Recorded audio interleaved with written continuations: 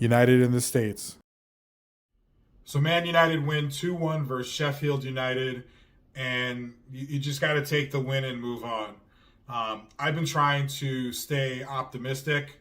I've called it, relentless optimism, relentless positivity.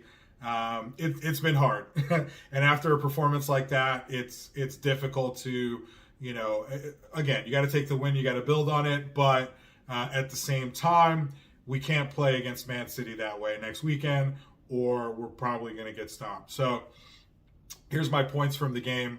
I think this was kind of a lose-lose from the start.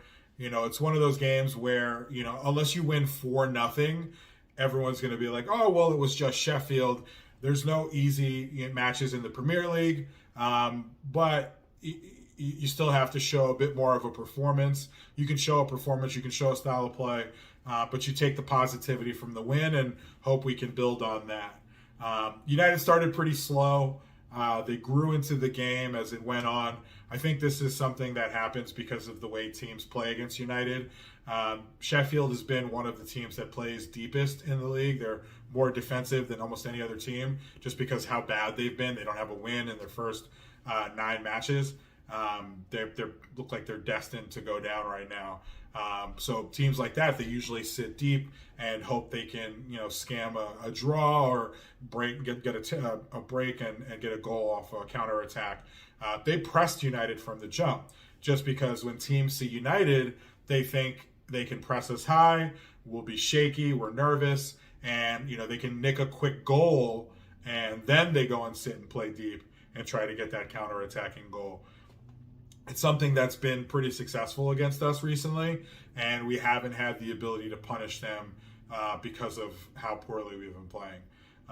We did grow into the game, I'll give us that over time, but, wasn't anything that was, this is the way we're going to play moving forward. The McTominay goal, it continues his goal streak. He's in great form, 2 goals before the international break. A goal, I think, for Scotland, and then the goal was amazingly taken here. It's only sad that he had a handball to kind of, take away from that a little bit. I still don't think McTominay is United level, but we should ride that train as long as it's going, and as long as he's continuing to score goals, continue to play him and take advantage. But you could see when we brought on Eriksen a little bit later, I think we were a little more fluid in the midfield, and we were able to move the ball a little bit better. When it's McTominay and Bruno, either Bruno has to come deep the whole time and try to help Amrabat progress the ball, or McTominay has to be a little bit better at doing that because that's not really his game. United still lack cohesion. I think that's pretty obvious. Players feel mismatched. The style of play is almost non-existent. And all positive moments for United are just that, moments. Not necessarily, us stringing together a bunch of passes and doing something that looks like it came from the training ground. It's more an individual bit of brilliance from one of our players. United have a lot of great players, and just like Delo is able to pull out that goal from outside the box, just the way McTominay was able to bring down that weird Bruno pass and flick it home. United were able to capitalize from a couple of very good moments. To be fair, we did create a few chances. There was one that comes to mind, Rashford putting the ball across the box, and then Højlund just barely missing it. And then again, Rashford's shot was deflected, Højlund with the amazing touch, and it was saved by their goalkeeper. We did, to be fair, create a few chances. We just weren't able to capitalize. And, we're still not doing it as consistent as we should be, though. The subs look positive. Garnacho was a threat. Martial and Eriksen were both good. They were both good at holding the ball and moving the ball around the midfield. The defense was solid again. I don't want to criticize them too much, but you can tell we don't have a left back. It's ridiculous at this point. I think the announcer said, or one of the announcers said, that we had 7 different starting back fours this season. Luke Shaw hasn't played since Tottenham, I believe.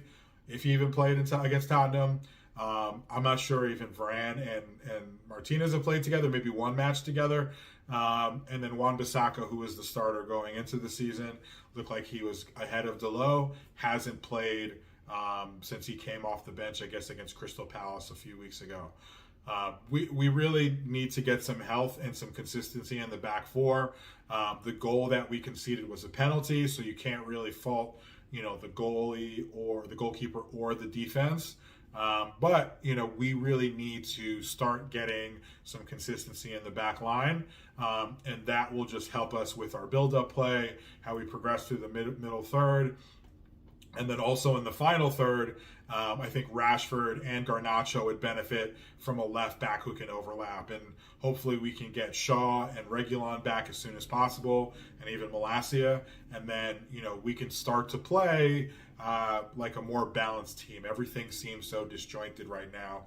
And I think a lot of that has to do with, playing Amrabat or Lindelof at left back. And, they're doing, I'm not trying to, give them a hard time. They're doing the best they can. But that's not their natural position, and we should be playing our best players or our players in the position that best suit them, their natural positions. Last thing, try to stay positive. Hope the team can build on this. Hope we can get a little bit more health going into Champions League Tuesday against Copenhagen, and then Man City next weekend in the Manchester Derby. Just hope we can get some, positivity and some health back. Maybe Varane is back. Maybe Reguilon can give us some minutes, and we can start to look a little bit better, moving forward. If you remember last year, we started slow. Obviously, we had a couple big wins in September and October, but we really didn't hit our stride till January. I'm hoping the same happens this year, where we get all our players back. Last year, we had all our players and we were still struggling. Hopefully, we get all our players back, and we have the ability to rotate and play either a distinct style of play, or we can play enough players that mesh well together and kind of create that cohesion. So moving forward, we can start to put a little bit of a run together, and hopefully, whether or not we're able to stay in the Champions League, I hope we can. Maybe we can be a cup team and make a run sort of in the back half of the season to make sure we at least get Champions League places and hopefully pick up a trophy or two. That's it for me. Go, enjoy the rest of your weekend. United didn't lose and screw up the Saturday night or Sunday, whatever you have plans for the rest of the weekend. And hopefully we can go and continue the positivity on Tuesday against Copenhagen.